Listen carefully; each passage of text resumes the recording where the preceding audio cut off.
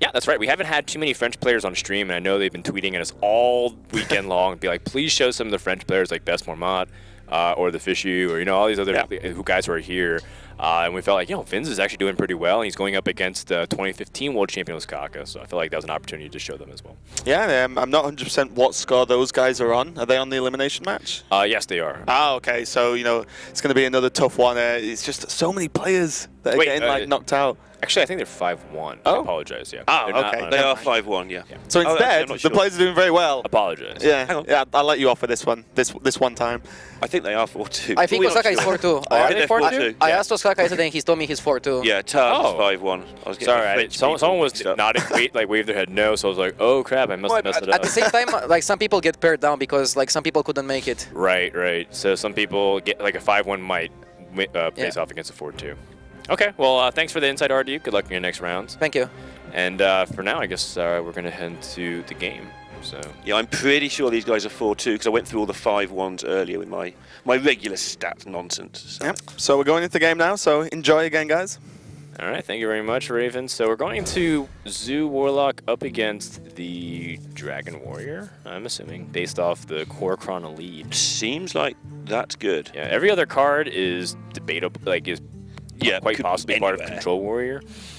But the Core Chrono Elite heavily implies that Ostkaka's playing Dragon Warrior, which would be another interesting thing about it, because I felt like Dragon Warrior, while not inherently a very popular deck for people to play against, people really hate Dragon Warrior, but it's also one of the things where it's fallen so far out of favor that it's got this face hunter type of appeal where it's like, oh, okay, I thought we were past this. I thought that we were done. Right, we grew out of this. Yeah, like we grew up past Dragon Warrior, but all of a sudden it comes back, it's like, it's not so bad when we only see it once in a while.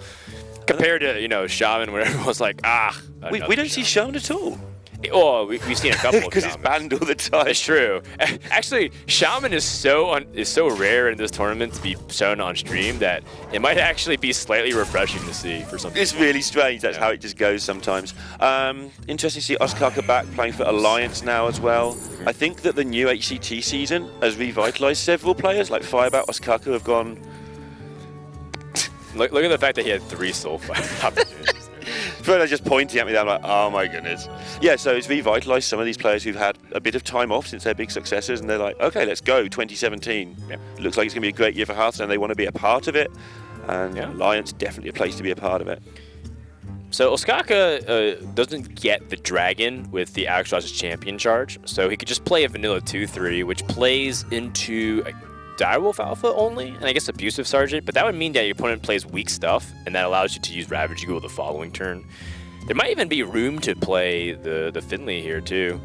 One of the big downsides here is the information it gives away. Usually information in Hearthstone's not gigantic, but when you know your opponent hasn't got a dragon, things like Blackwing Corruptor, you can just not ignore them, but it's definitely a lot more favorable for you. You can ignore Twilight Guardian. No, you're completely right. The range is shrinks down. Yeah, there's a lot less range that your opponent has. The Soulfire, pretty important to just make sure to establish tempo. I don't disagree with this with Vinz. Playing the Imp Gang boss into that means that you're given the 2-3 value. And now Ostkaka has the opportunity to develop the Frothing Berserker. He already saw one Soulfire being used. Yeah. So it feels like a very logical conclusion to make. Although, if might be disappointed. If Vinz picks up Silverware Golem, it is going to be devastating. Okay. No blowout victory. No blowout, but it's pretty strong position with no dragon in the hand and maybe a pretty awkward hand. It can change fast. Core Chrono Elite here would actually be really bad for Vinz, because actually the 1-1 would trade into it, but the fact is that Ostkaka had an opportunity to maybe climb back onto the board.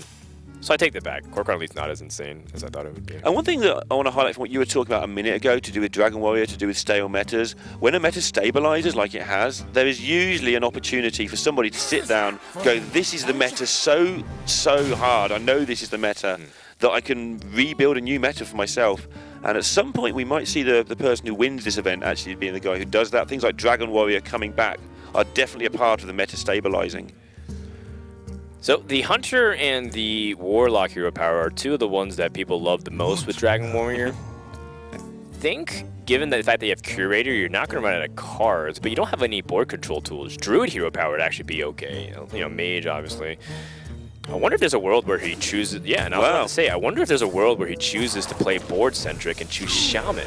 And this, I was sort of like thinking about it, and I immediately in my head I was like, nah, it's stupid. But then I was thinking the same as you. Yeah. He picked it, and now I'm starting to think that it's actually kind of genius because this taunt totem is super annoying for Vinz to deal with right now. And a 1/1 would have been okay. Yeah. 1/1 spell damage wouldn't have been that good. We don't say that very often. Spell damage totem is terrible. But the others all make sense. Yeah. And healing's fine as well, really. For Ostkaka, he cares about board control the most. People think that, why not Hunter Hero Powers? Because Ostkaka realizes the way to win this matchup is to win the board. Yeah. So Hunter doesn't do anything to it. He's already going to draw cards with the Curator, so card draw isn't really an issue. Not to mention he lowers his own health. And that button probably only gets pressed 2 or 3 times in the whole game, so the extra cards or the extra damage from the Hunter, not as important in his mind to just putting 2 extra minions on the board. Here's the thing, though. Ostkaka doesn't have a dragon at all, so Blackwing Corruptor is very awkward. And Korkan Elite is just fashionably late to this party. Yeah.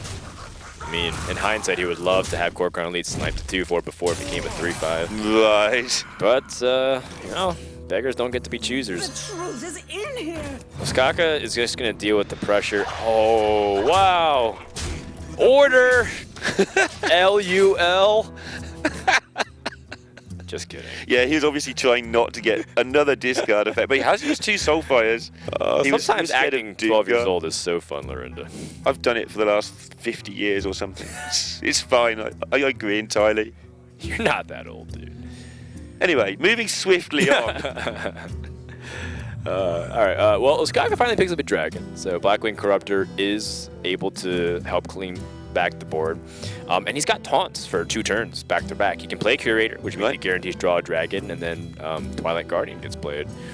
Or in the Bennett, and also in other scenarios, at turn 7, he can play the Ravaging Ghoul and Twilight Guardian if he draws a dragon anyways. So he has options at his disposal, but oh, interesting.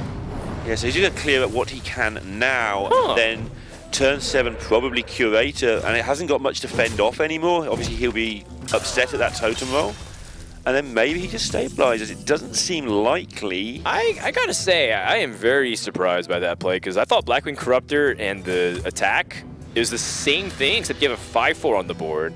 You keep the Ravaging Ghoul in case you need to activate Execute, and the fact that it fit in so well with the turn 7 mana play, which gives you 2 options. You could play Curator and Ravaging Ghoul / Twilight Guardian.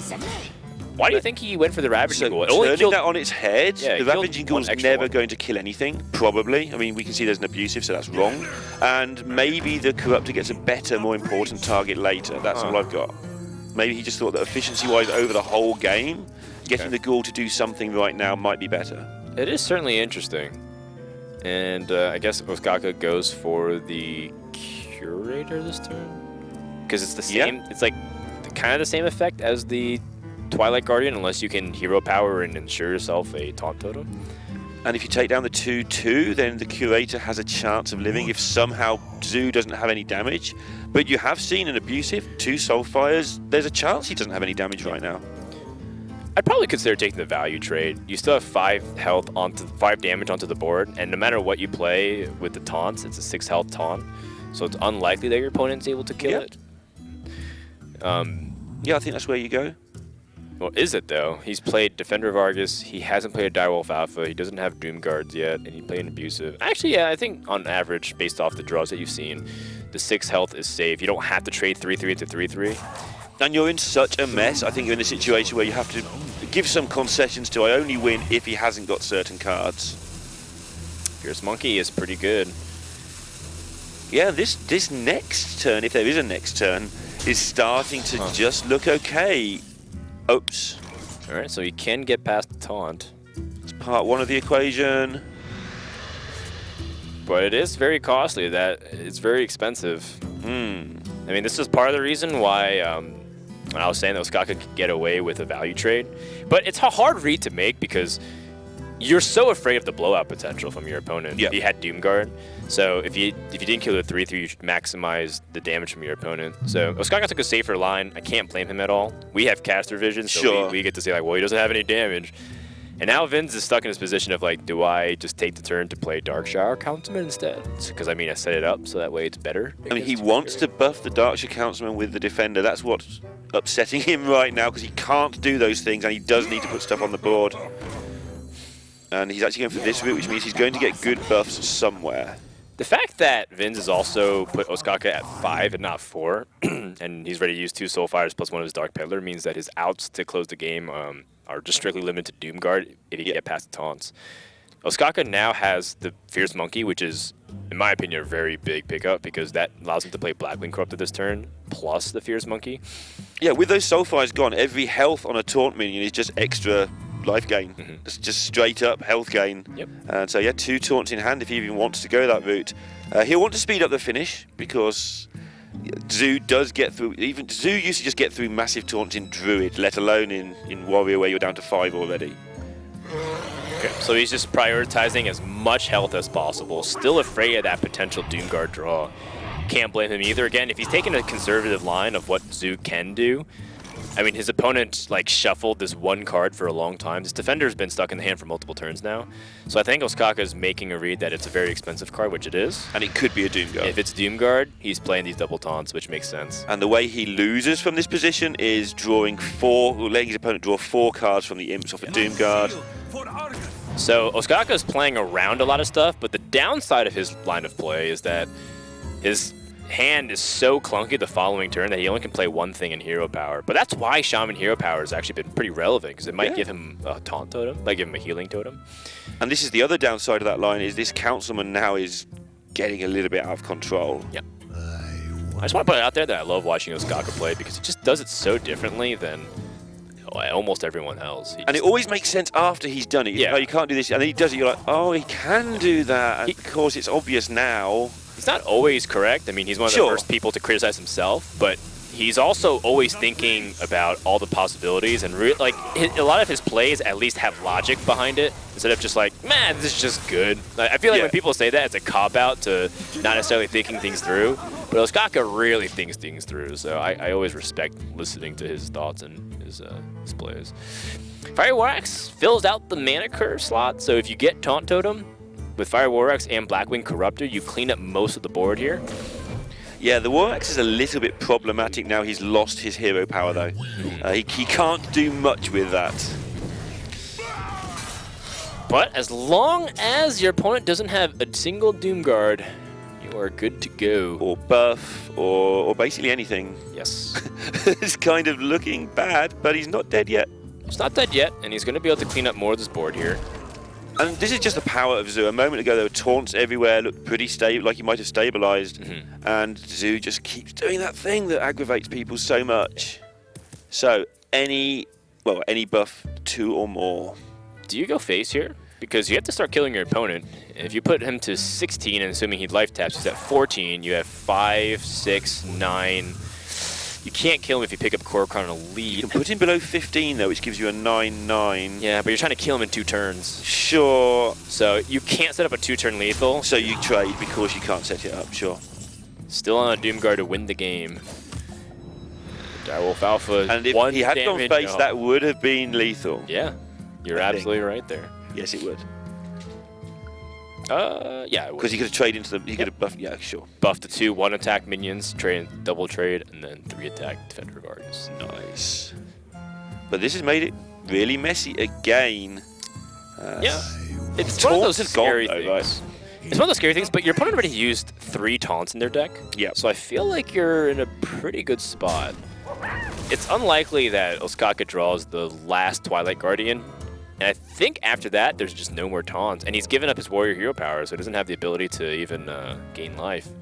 And there's an obvious but common theme to people's hands when they've just lost to Zoo. It's always full of things that just cost a lot of mana. Yes, specifically these Draconoid Crushers have been very clunky. That's if he loses, of course, but I don't think there's anything we're missing here. I think Ostkaka is just is forced to hero power here. I think he needs Taunt Totem, and it's a 50% chance. It's not guaranteed. If he doesn't get it, then he's just dead to anything on the board, and he needs every single thing to fire on all cylinders. He needs to Blackwing Corrupted the 2/2. He needs to get a Taunt Totem, 5/4 into the Imp King boss, and then the 1/1 Searing Totem into the 1/1 Right, and then he needs to find something the next turn that means that he either wins the game or doesn't die then as well. That's his only line, unless Azure Drake can hit Twilight Guardian. So what are the better odds? A 50-50 on the Taunt Totem or the Twilight Guardian draw? And I'm pretty sure it's the Totem. Which are the better odds to win the game? But that's only to stay alive. You're absolutely right. How does he win the game from that position? So the Azure Drake may have been slightly better in terms of if you do draw the Guardian, maybe you last 2 more turns. But he was always fighting an uphill battle after that start. And got quite a lot of use out of that hero power. It wouldn't have done much as a hunter power, I don't think. It may have taken a turn away. That was a surprisingly decision-intensive game from Dragon Warrior. Right. And again, I don't want to say it to just like demean the Dragon Warrior in general, but people criticize that deck for being like the secret paladin of 2016, right? Where it's like it's a curve deck and nothing else.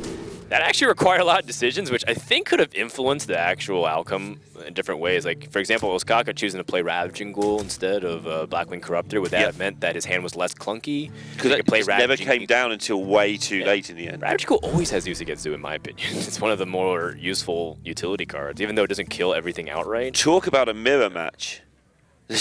Mirror cards. Yeah. Do you want to throw any of that away for Ostkaka? The Direwolf's tempting, but you just keep... If you've got the Flame Imp and the 3-drop, I think you keep any 2-drop to bridge the gap, no matter what. I think that there's something RDU mentioned one time was you just keep the curve if you've got the 1 and the 3. Yeah, it's so powerful to go turn 1 Flame Imp against turn, or if you're going second as Zoo, because you can answer anything that they play. There's nothing that they can do to stop it. The's no 2-4, there's no 1-4. And you've ruined their 1-3s if they happen to have those in hand. And Vinz had the best answer to it, which is just the same card. Possessed Villager is probably the best, but then people contemplate throwing Possessed Villager away on the mulligan because it's not impactful enough against 1-3s. Right. So if they play Malkazar's Imp or Voidwalker and you play Possessed Villager, you're in it for a bad time. So if you start off with Flame Imp and you know your opponent doesn't tend to keep Possessed Villager, it's a pretty safe assumption that you're going to destroy the board here. But of course, then there's the other thing, which people imagine how this would have been a few months ago when mulligans weren't revealed or were revealed as you went. It's like, I'm going to see what he keeps before deciding whether to throw mine away. I'm glad we went with. Thank goodness that got so we grew out of that one as well. Do you think Ostkaka plays as Direwolf Alpha and then attacks face? And just because what can your opponent really do on up to 3 mana to punish you for that? Yeah, I Demon Fire? Probably did. I've seen more and more Zoo matches do that, where both players just don't trade and hit face because they're kind of giving ground. I mean, you can get punished by Demon Fire, so it's something that's on your mind. But I kind of like this attack. Yeah. You squeeze in that damage, and being able to force your opponent into a defensive trade-out position is really powerful. Because the situation would be the same, but you get the damage in this time. I like it. Which one do you kill? Pretty sure you kill the Imp, but leaving the Wolf up can be really dangerous. We're going to coin out the Imp Gang boss, I'm assuming, at this point. Yeah, coining out Imp Gang boss definitely seems the play. I guess you trade into the 3-2 because if they have another Direwolf Alpha or Abusive Sergeant, it's kind of the same thing either way, and you'd rather deal with a 2-2 than a 3-2. Keep the health on your Imp Gang boss. Yeah, makes sense to me. And the Wolf's not going anywhere anytime soon. It's not buffing anything anytime soon. But now it is, and now you've got to deal with it. But you've got the ideal minion, so we're good. Not a bad draw. Before it was actually maybe Direwolf Abusive is still better. Is it though? Because Darkshower Councilman becomes a 2/5. Yes, straight away. And a 2/2. No, it has to. Actually, hold on. Let me think. I like the Councilman because then your opponent, if he trades into the Imp Gang boss, it becomes a 3/5. Like you buff it to 2/5 instantly, then they've got to use their Imp Gang boss and make imps to buff yours, basically. Yeah. No, it is better this way because you get punished less by Defender of Argus this way. Yeah, I think this is ultimately a lot better because one of the ways that you're really afraid of playing smaller minions is they trade into like your Direwolf and then they play Defender. Right. And then you're like, oh crap. I love all the little interplay with Zoo where even the little positioning there is, okay, the Imp's going to spawn there, I want it not next to my Councilman. Yep. I want those things on the left-hand side and the right-hand side. Not to mention that Darkshower Councilman is just 5 health, which is really annoying for Zoo in every capacity. When they have 2 on the board, yeah, they usually buff in 2s, or they do Soulfire, so 5 health is super annoying for Ostkaka right now. So what do you do here? You can play Juggler, you can bump into something, and you go for that, or you can just play a second in-game boss. Both of those have there's viable for both plays. I mean, it's easy to say I think he's going to do this because I can see which card he's picked up, but I feel that getting the 2 in-game bosses down gives you a chance to just flood the board, whereas everything else looks kind of slow. Yeah, he's trying to dump the hand as much as he can before Doomguard too, so I like it. Either way, I definitely felt like playing Abusive Sergeant was a good play. The only thing is Knife Juggler gave you an opportunity to hit 50-50 on hitting the 2-1 or the 1-1. Oh, there's so many ways to buff everything here. Like the double direwolf before you start. The Councilman gets buffed whenever you trade in the Imp Gang boss as well. So we're definitely thinking about at least buffing the Dark Shark Councilman to get a snipe on the 2-4 on the far right. So there's one Direwolf Alpha place between that. But it buffs anyway when we run in the Imp Gang boss into a minion, and it buffs when we play another minion. So we don't even need to use the abuse if we don't want to. Yeah, I actually kind of like double Direwolf a little bit better. Because you're absolutely right. You can actually do the Imp Gang boss into... Oh, well, maybe you want to collect the value, though. So you want to do 2-2 into the 1-1 demon. Yep. Okay. I mean, this goes into the Imp Gang boss on the far left, yep. right? And then your Imp Gang boss goes into a 1-1, and then your Dark Shark Councilman goes into your opponent's Imp Gang boss. Is there a world where this Councilman ends up going face? I don't think there is. Oh. Okay. Yeah, this is... Okay. I was kind of expecting him to trade first with the Imp Gang boss and then place a second Direwolf between the Imp and the Imp Gang boss. And then because you wouldn't need to buff the... Now on the far right, this Direwolf's kind of stranded, so... It was a ropey sort of turn. Yeah, and one thing I've trained myself to do, and I think a lot of players do the same, if they've got something in their head, don't change your mind during the rope. You're trying to... If you see a clear line during the rope, then take it. But if you go halfway through a rope turn, just bad things happen. So he had the right idea. I think the only thing was positioning, that's all. Yeah. He did the exact play that we were talking about. Just the last Direwolf Alpha could have placed because the 3 attack didn't matter on the 1-1. So yeah, great draw by the way on the silverware goal. While that's going on, world champion level draws, well played. Easy trade onto the one of the Direwolves. I guess you could also send one of the imps into the Imp Gang boss, or maybe just maybe just kill the 2-1. Yeah, I would kill one of the 1-1s instead. Just isolate the Imp Gang boss. 1-1 into the 1-1 maybe. This is the glory of Zoo, where they do end up just trading and not hitting each other in the face. Sometimes they go face a lot more now, but this is just going to be a trade fest for the next 2 or 3 turns. This is why I'm thoroughly convinced that Blizzard never really wants Zoo to go away, because at its heart, this is kind of what Hearthstone was supposed to be about, right? At least on paper. It's about minion trading, board control, fighting back and forth. Yep. I think people also value this too. As they continue to learn Hearthstone, they really understand that a lot of these small trades could end up being determining who wins. Wow. Oh my goodness. And that makes this turn so much easier now. No decisions to make at all, basically, on this particular turn. That was a 1-3 that it happened, and Vinz being able to land it was huge, because if he lost that and he was stuck with Abusive Sergeant, much worse position. Well, maybe we spoke a little bit too soon. Ostkaka still has an opportunity to draw really impactful cards here. Playing the Peddler first, which is always interesting these days because of the opportunity of picking up a Soulfire, which...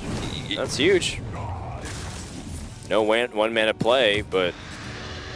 yeah, I mean, second Doomguard here, pretty impactful as well. But if Ostkaka didn't have that Soulfire, I think Vinz would have ran away with the game. And if he had tapped first, he wouldn't have a Councilman in his hand. And the thing is... oh wow, okay, I was about to say this. If Vinz goes for Doomguard, he would have no cards, and Ostkaka, if he draws a Soulfire, would actually just come back on the board. So Vinz not playing the Doomguard here prevents himself from getting blown out. But he gives a turn for Ostkaka to swing back the board if he gets Doomguard. Wow. Oh, Imp and Doomguard, so the next card he draws he's going to discard anyways. Okay, so Ostkaka now gets 2 goes. These jugglers just don't like the heroes. That was really unfortunate. Okay, second. So the second golem here. How good is it to play it versus tap? On average, the draw for Zoo is 2.5 mana. The fact that it buffs your Councilman probably makes it worth playing. But you also can save it and play another minion, most likely, because the only ways you can get punished is if you play... Actually, no, if you tap against Doomguard, it's good. And if you tapping, the only way you can get punished is tapping Defender of Argus. That's the only bad scenario here. Actually, I guess you could get. Does he played both in-game bosses though, right? Yeah, he played them both on turn 4 or something. Yeah. 2 cards punish him on the tap. Darkshower Councilman #2 is a really good result. And this was the perfect outcome. So I think Ostkaka calculated the odds here. Instead of just slamming it down, he realized, based off the way he outfitted his deck, there's a very, very low chance he gets punished for this. Because if he gets Doomguard, he still discards the thing anyways. And if he gets Defender of Argus, he's stuck in an awkward position. Nicely worked out. By Ostkaka as well. So... What is this? 2 1-drops and a Doomguard. Do you want to discard one of them and draw a card? I mean, I don't think the 1/3 is that impactful right now. That might be going through his head for sure. But it might be good next turn if he draws a Soulfire, tap, draw 2 cards. So. Yeah. But I mean, 1/3s get eaten up by all these. Everything's like 3 attack or more. But they can't eat everything. If they're eating the 1/3s, they're not killing the Doomguard, I guess.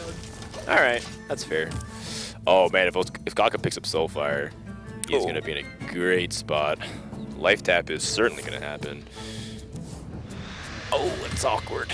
That's really awkward because he's just both players are just starting to sneak down on health, so someone's going to have to start tapping or stop tapping in a minute, and that could settle the game as well. Yeah, he can't kill Doomguard, so you're definitely playing at least 2 left cards. Flame Imp, because of the 1/3s, I feel like you have to play as well. Oh, I like this. Ostkaka's thinking about keeping Malchezaar Zim because he might realize the importance of having the card draw. Yep. And the 1/3 is not that impactful, given that he should be able to eliminate everything on board on paper. But the question becomes of whether or not the 1/3 is good to contest whatever your opponent draws. Yeah, just this crazy back and forth still happening. No Doomguards, no Soulfires remaining, so Vinz pretty much just has Darkshire Librarian, but I think he also played one of those, so I think that Silverware Golem's just going to come down honestly. There's no point in holding on to it. Yeah, and he may only have one of those in his deck as well. There may actually be 0 discard apart from like Peddlers left. He has 6 mana. One of those. He has 6 mana, so he might as well play it, but if, in the event where he wasn't able to play both cards, he should have probably considered playing the Silverware Golem. The way the trade can go down, I guess 1/3 can go into the 1/1. Yeah, it has to, but it's like... Bleh. And then I think you just maybe hit your opponent in the face to put him down to 9. Like you mentioned, reducing your opponent's ability to life tap is a huge thing. I do like the Doomguard going to face. This is supposed to be an easy mirror match, right? No, everybody Super Stu understands is actually everything really about hard, it, right? man. I'm just looking at this going, how on earth do you play these turns? We have the benefit of being able to look at both hands, but yeah. Oh, huge card. I think you also should life tap here too. Wait, unless he has another Soulfire, that would be really bad. But that's unlikely. Yeah. Now he can cycle this villager that he doesn't want. You were saying earlier they're not a particularly impactful card in the mirror, so he can just get rid of that and try and find something good like a Doomguard. Yeah, Defender of Argus would Soulfire. be absolutely massive too. Another Soulfire would be sick. Agreed. I like it. I don't think Possessed Villager is going to be that And good. he's going for the he's going face. for the face? He's going for the lethal? Wow, he realized he had a high chance He must to win have had the like game. abusives and defenders, so many chances to win the game there. Oh my goodness, I was not expecting that of all things. And that was an awesome play. He has another Doomguard, another Soulfire. If he is playing abusives, if he has Defender of Argus, he had so many outs for lethal. That's something that I didn't consider at all. Yes. I got hyped for a second because I was really hoping Ostkaka got rewarded for a phenomenal spot, but and one of his strengths just didn't work out. One of the things that came out of 2015 World Championships, he just remembers everybody's deck list. There was a famous meme where he was talking about, it favours me because I know everybody's deck list when they weren't allowed to record stuff in one tournament. Tap is so risky because you know that you're getting close to Doomguard range, and that's not a helpful card either. So Vinz now he definitely has to trade into those 1/3s. 1, he gets value off the in-game boss, but 2, he doesn't die to Doomguards, which he knows Ostkaka still can tap into. And then Ostkaka still has a couple outs here because he can get a cheap buff plus Doomguard to end the game. He's still on a draw to win. Show us. No, so he can't win this turn no matter what. There's the Doomguard though. Okay, so Doomguard, I think Doomguard goes face maybe, and then you play the Voidwalker, so then you set your opponent down to 2. He has to win with his next card. Doomguard doesn't go face because he thinks he has more buffs. So he can get 7 from it next turn anyway, I think. You sure? You No, sure? I'm not sure at I all. want It's going- my opponent to draw 1 card next turn. Oh, he gets Defender of Argus. He was going for once again an opportunity to win. Yeah, but you're right. You only want him to draw 1 card next turn. Now he can't because he went for that opportunity to win and it didn't come up. Oh my goodness. World champion balls. What? I don't know how he is sits down going with on? cojones that large, man. And now you're right. Now he's let it so that Vinz can tap. Yeah, but he is 1 damage off, and Dark Shadow Cancel is not it. And if he taps and he can't do it, no, he doesn't have anything left in his deck. That's gonna be it. This game of chicken Holy has been crap. ended, and Ostkaka's found a way, despite missing that amazing attempt at lethal last turn, Oh man, to sneak over the finishing line with Zoo, but wow. this was some high-level Hearthstone. Even though on the surface it might look like just Zoo versus Zoo and just crushing each other, like basically having toy cars mash into each other. But it's not that at all. There's a lot of decision makings and probability calculations. I loved this game, and Ostkaka is going to stay alive going to the next round. Wow. And I want to see you cast toy cars crashing into each other as well. That sounds a great game. I do tend to cast Shaman vs. Shaman sometimes. Nice. All right, well, Ostkaka survives for another round, and Vinz played an excellent game. Yeah. Very well fought back and forth. And, Raven's joining us back. What do you think of that series, man? Yeah, it was crazy. I mean, we sort of jumped in at Ostkaka 2-0 up versus, with the Dragon Warrior, and I thought it was going to very quickly just be a 3-0 with that list. But yeah, it actually came down to a very, very intense game of Zoo that was extremely entertaining to watch. It wasn't the same old that we've seen a lot of times, whereby turn 4, you can probably just have a good handle on who's already going to win. But Ostkaka is with us now. Congratulations on the win. That was sick. Thank you. How tense was that super last sick. game? I didn't see the Soulfire for the lethal play, and that was really cool. I actually had quite a few outs. Yeah, you had so that's many what we're gonna outs. ask, You had how many? Defender. Abusives. Do you have Abusives in deck? Okay, and you did Doom one Guard. Direwolf as well, I think. Do you have Demon Fire? I don't in my Okay, deck. because if you did, that was also lethal. Yeah, but it's like 2 abusive, so yeah. It's the same outs. That was super sick. And then the second time you went for 2, I was like, oh, man. Like each time either of us didn't draw the lethal, like we thought it was over, right? We thought the other person would draw it, exactly. and then And just then- kept having over and over again. But he used everything. He had 2 Soulfires early on. He had 2 Doom Guards early on. And he already in 1 Defender and Direwolf, so it's like he had very few outs, I think, to win the game. Yeah. So rewinding a little bit as well, we only joined the series when you were in your 3rd game with the Dragon Warrior. How did the first 2 wins go? Were they pretty straightforward with Dragon Warrior? It was, yeah, just Dragon Warrior stuff. Oh, okay. So it looked like you were on hand for like a 3-0, but that match obviously went a little bit Yeah, it was, wrong somewhere in the middle. I mean, I think I'm like slightly favored as a Dragon Warrior to do. That's actually why I'm bringing it. Oh, interesting. It's kind of a deck that you don't see a lot because of the Shamans on ladder, but as soon as you remove that matchup, then suddenly I think it's a good deck. Do you feel the Dragon Warrior for Zoo is winnable at all? Because there was a lot of interesting things that you did that were not exactly that obvious. For example, picking Shaman Hero Power, which was pretty cool, and then all this other stuff. I play the matchup a lot. It's like a really important one because in Last Year Standing, I'm going to counterpick that matchup like almost every time or try to queue in the first game. So yeah, that's a really, really important matchup. And I also think it's pretty hard to play.